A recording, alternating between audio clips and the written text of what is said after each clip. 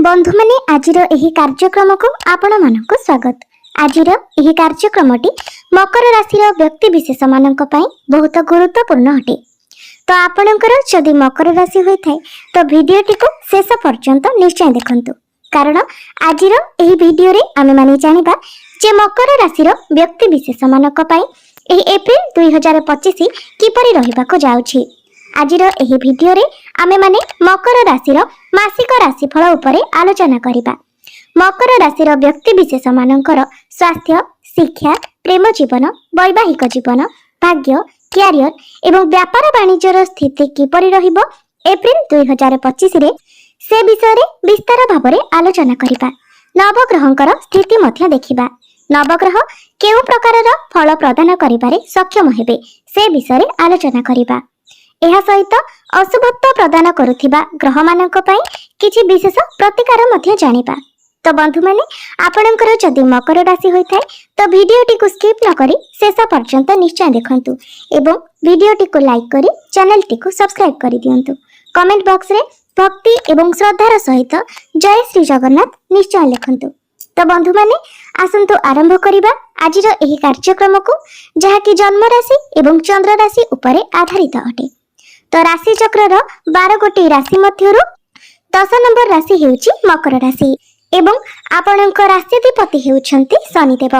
तेबे एप्रिल मासर आरंभ रे आपणकर तृतीय भाव रे विराजमान रहिबे शनि, शुक्र, राहु, सूर्य एवं बुध।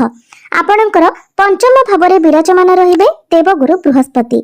षष्ठ भाव रे विराजमान रहिबे मंगल। आपणकर नवम भाव रे विराजमान रहिबे केतु। तो सर्वप्रथमे आसंतु जानि नेबा आपणकर स्वास्थ्य किपरि रहिबो एही एप्रिल 2025 रे। तो कुंडली प्रथम भावटी होई थाए आपणकर स्वास्थ्य भाव, इम्यूनिटी सिस्टम भाव एवं आपणकर प्रथम भावर अधिपति हेउछंती शनि, जे कि आपणकर तृतीय भाव रे विराजमान अछंती। एहा व्यतीत आपणकर जे शनि 7.5 चलीथिला ताहा मध्य समाप्त होई सारिछि। तो प्रथमे शनि आपणकर द्वितीय भाव रे थिले।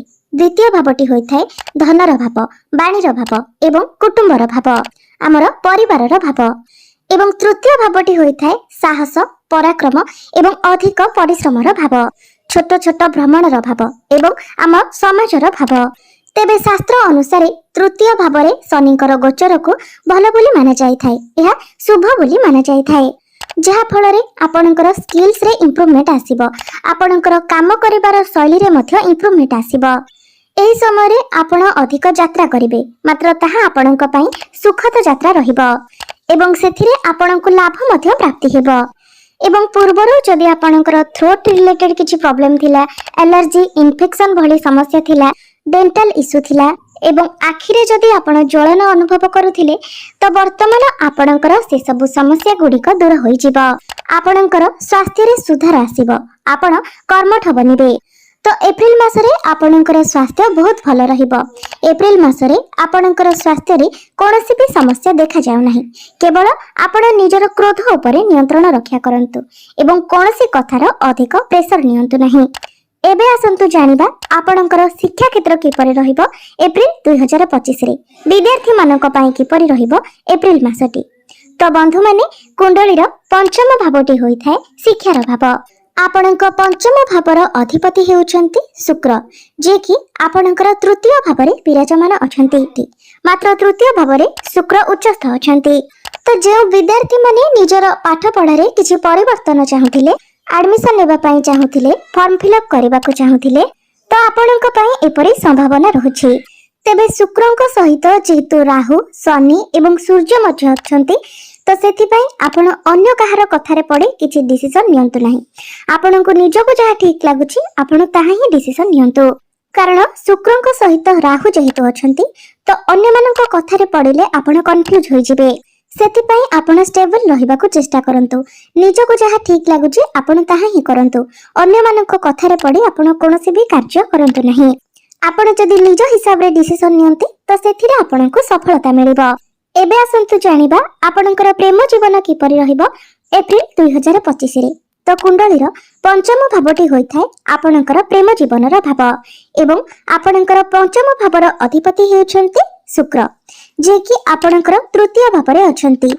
तेबे आपणकर प्रथम भावर अधिपति शनि मध्य आपणकर तृतीय भावरे शुक्रଙ୍କ सहित विराजमान अछंती।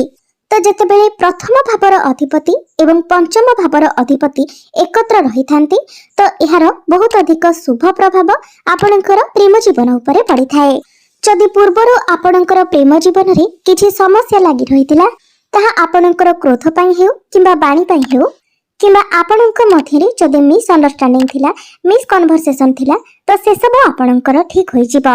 मात्र वर्तमान भी शुक्र एवं शनि सहित राहु मध्य आपणकर तृतीय भावरे विराजमान अछंती। सूर्य एवं राहु एकत्र रहिबा द्वारा श्रापित दोषर निर्माण हेउछि।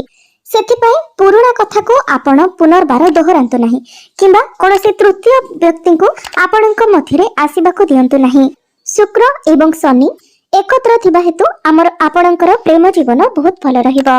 एबे आसंतु जानिबा आपणकर वैवाहिक जीवन किपरि रहिबो एप्रिल 2025 रे। तो बंधु माने कुंडलीर सप्तम भावटी होइथाय आपणक वैवाहिक जीवनर भाव, आपणक जीवन साथीर भाव। आपणकर सप्तम भावर अधिपति हेउछन्ति चंद्रमा, जे कि प्रति 2 दिन रे निजर राशि परिवर्तन करिथांती एवं आपणकर प्रथम भावर अधिपति शनि आपणकर तृतीय भावरे विराजमान अछंती। तो आपणको एही कथार ध्यान रखिबार अछि जे आपणकर जीवन साथी जेमिति कोनोसी क्षेत्र रे तरबरिया भावरे कोनोसी डिसिजन नियंती नाही, निज भितरे जेमिति धैर्य रक्षा करंती। तो एही एप्रिल मासरे आपणक मध्यरे किछि जुक्ति तर्क होई पारे, लड़ाई झगड़ा वाद विवाद भली समस्या आसी पारे एवं ए सबुर गोटिए कारण हेबो जे आपणक जीवन साथींक मध्यरे धैर्य रे कम दिखातिबा। धैर्य हानि फलरे आपणक मध्यरे ए सबु समस्या देखा देई पारे। आपणक जीवन साथींक मध्यरे धैर्य हानि एवं आपणक मध्यरे क्रोध ही ए सबुर कारण बनिबो। तो आपणको निज क्रोध उपरे नियंत्रण रक्षा करिबार अछि। एबे आसंतु जानिबा सबुठारु महत्वपूर्ण विषय वस्तु आपणकर भाग्य, कैरियर एवं व्यापार वाणिज्यर स्थिति किपरि रहिबो एप्रिल 2025 रे। तो बंधु माने कुंडलीर नवम भावटी होइथाय आपणकर भाग्यर भाव। आपणकर नवम भावर अधिपति हेउछन्ति बुध, जे कि आपणकर तृतीय भावरे रही भाग्य स्थान को देखुछन्ति। 5टी ग्रहंकर दृष्टि आपणकर भाग्य स्थान उपरे रहुछि।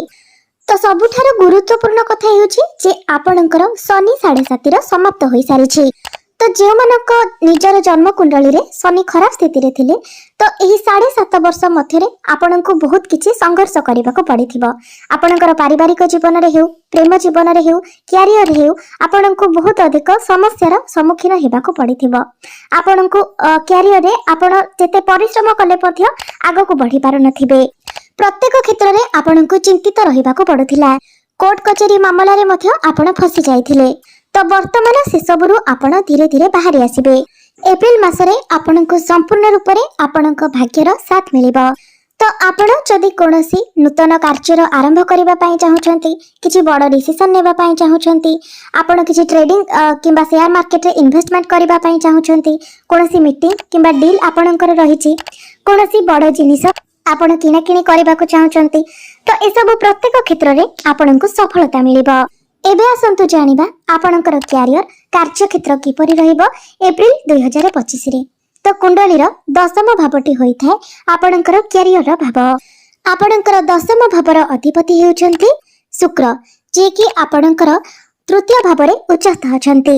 एहा परे पुनी शुक्र आपणकर केंद्र को चलन करिवे, तापरे त्रिकोण को चलन करिवे एवं शुक्र आपणकर चतुर्थ स्थान अर्थात केंद्र को आसीबा परे आपणकर कर्म भाव को देखिबे।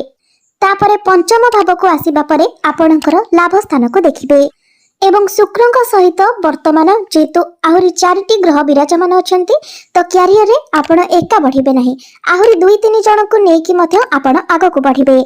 आपण निजर काम द्वारा कार्य क्षेत्र रे प्रशंसित हेबे। कार्य क्षेत्र रे आपणकर कॉन्फिडेंस लेवल बढ़िबो। आपण निर्भय रे आगो को बढ़ी चलिबे। आपणଙ୍କ मध्यरे पूर्वरु जे भय जे शंका रहिथिला ताहा संपूर्ण भाबरे दूर होई जिवो। तो एप्रिल मासटी आपणकर कैरियर को नेकी सर्वश्रेष्ठ रहिबो। एहा परे 14 एप्रिल को सूर्य मध्य आपणकर चतुर्थ भाबरे उच्चस्थ होई जिबे।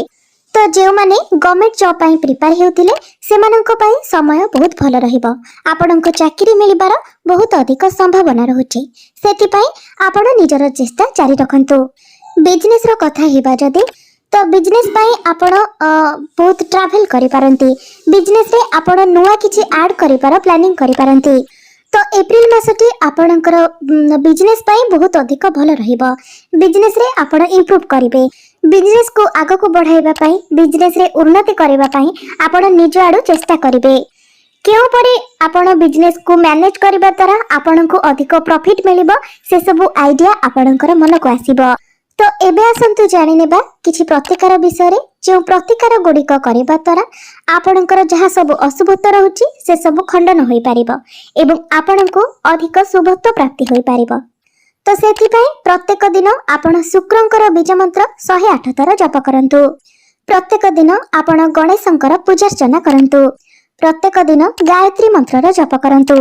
प्रत्येक दिन आपण हनुमान चालीसार पाठ करंतु एवं प्रत्येक दिन उदित सूर्य को तांबा पात्र रे जलाख्य अर्पण करंतु।